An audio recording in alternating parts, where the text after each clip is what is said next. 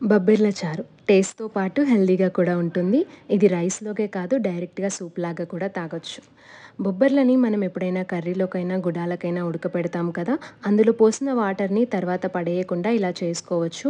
ఉడికిన బొబ్బర్లని చల్లారిన తర్వాత ఒక 2 టేబుల్ స్పూన్ తీసుకొని అందులో 3 ఎండుమిర్చి, 7-8 ఎల్లిపాయలు, కొంచెం జీలకర్ర, కొంచెం ఉప్పు వేసి మెత్తగా మిక్సీ పట్టాలి.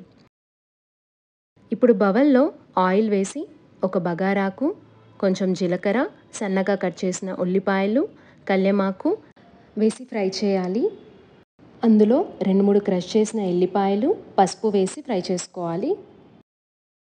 అది కొంచెం ఫ్రై అయ్యాక గ్రైండ్ చేసిన పేస్ట్ వేసి మొత్తం మిక్స్ అయ్యేలా కలిపి అందులో బొబ్బర్లు ఉడికిన వాటర్‌ని వేసి ఒకసారి మొత్తం కలుపుకోవాలి. ఇప్పుడు ఇందులో పావు స్పూన్ జీలకర్ర పొడి, పావు స్పూన్ మిరియాల పొడి వేసి తగినంత సాల్ట్ యాడ్ చేసుకొని 5-10 నిమిషాలు మరగబెట్టుకోవాలి. దించుకునే ముందు కొంచెం కొత్తిమీర వేసి ఒక స్పూన్ నిమ్మరసం యాడ్ చేసుకుంటే టేస్ట్ బాగుంటుంది. అంతే అండి, మన టేస్టీ అండ్ హెల్తీ బొబ్బర్ల చారు రెడీ అయిపోయింది.